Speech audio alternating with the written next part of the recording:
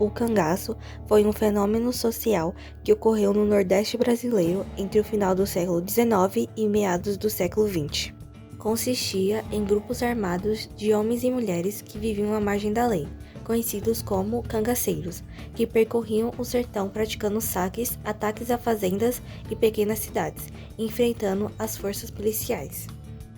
Surgiu em um contexto de extrema desigualdade social, pobreza e falta de presença estatal, onde as populações do sertão eram oprimidas por coronéis e donos de grandes terras que exerciam o poder local.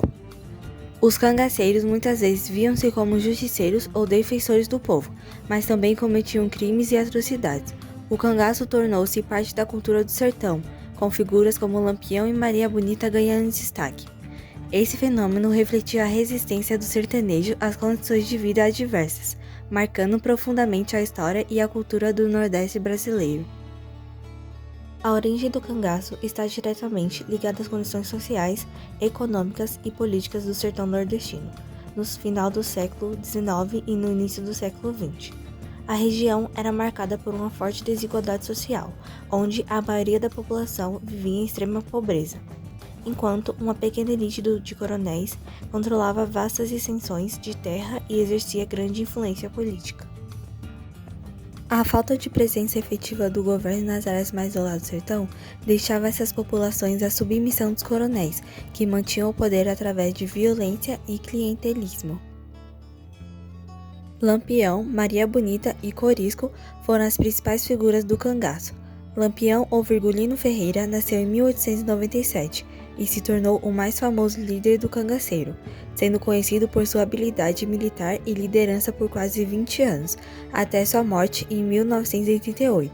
Maria Bonita, nascida em 1911, foi a primeira mulher a integrar o cangaço, desafiando os papéis femininos da época. Ela morreu ao lado de Lampião em uma emboscada. Corisco ou Cristino Gomes entrou para o grupo em 1926 e ficou conhecido por sua brutalidade, continuando suas atividades após a morte de Lampião, até ser morto em 1940. A vida dos cangaceiros era marcada por uma organização rígida e disciplina dentro dos grupos. Cada bando tinha um líder, como Lampião, que comandava as ações e distribuía tarefas entre os membros. As decisões eram tomadas por todo o grupo, mas o líder tinha a palavra final. O cotidiano dos cangaceiros era itinerante, vivendo sempre em movimentos pelo sertão para evitar as tropas policiais. Eles se escondiam em áreas de difícil acesso, como caatingas e serras, e faziam saques a fazendas e pequenas vilas para obter alimentos e suprimentos. No combate, os cangaceiros eram conhecidos pela utilização de armas de fogo, principalmente rifles e espingardas e revólveres. Eles também faziam uso de facas e punhais para combate corpo a corpo. O conhecimento da geografia do sertão era uma grande vantagem, permitindo que eles emboscassem as forças policiais e escapassem rapidamente após os ataques. A relação entre os cangaceiros e os coronéis era complexa, envolvendo tanto alianças quanto conflitos. Alguns coronéis contratavam os cangaceiros para proteger seus interesses ou eliminar inimigos, oferecendo dinheiro e abrigo em troca. Em outros casos, os cangaceiros eram deixados livres para saquear regiões rivais.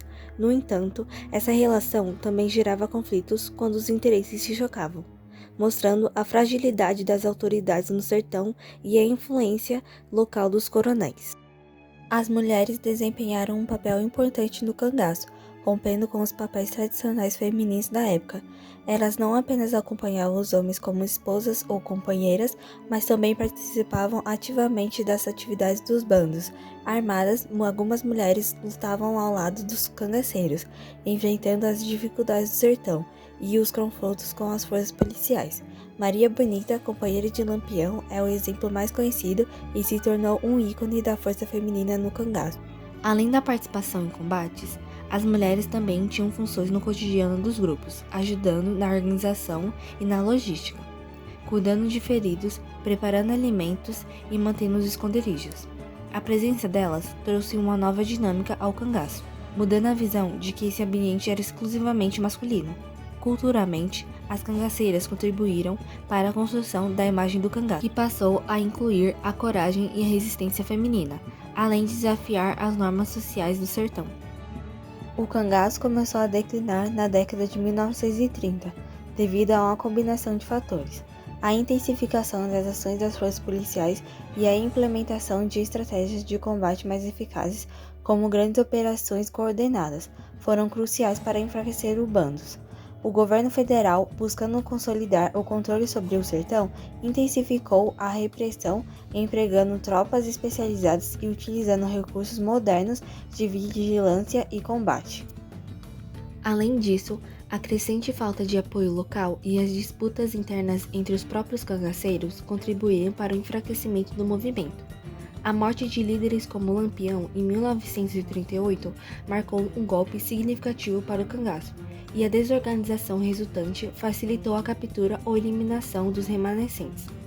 O cangaço foi se reduzindo gradualmente, até ser praticamente extinto no início da década de 1940, quando as forças policiais finalmente conseguiram desmantelar os últimos grupos ativos.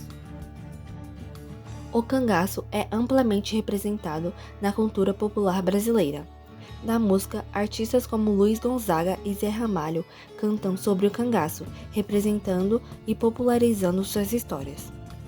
Na literatura, autores como Jorge Amado e Graciliano Ramos exploraram o cangaço em romances e ensaios, oferecendo uma visão crítica e detalhada do movimento. No cinema, filmes como O Cangaceiro e Lampião, o Rei do Cangaço misturam elementos históricos e ficção para retratar as figuras e eventos do cangaço, perpetuando sua imagem e impacto cultural. Concluímos este trabalho refletindo sobre o impacto profundo do cangaço na história do Nordeste brasileiro. O cangaço, com suas figuras icônicas e suas consequências sociais e econômicas, mudou a identidade da região e influenciou a cultura e a memória coletiva. Agradeço a oportunidade de explorar este tema e espero que este estudo ajude a compreender melhor a relevância histórica e cultural do cangaço.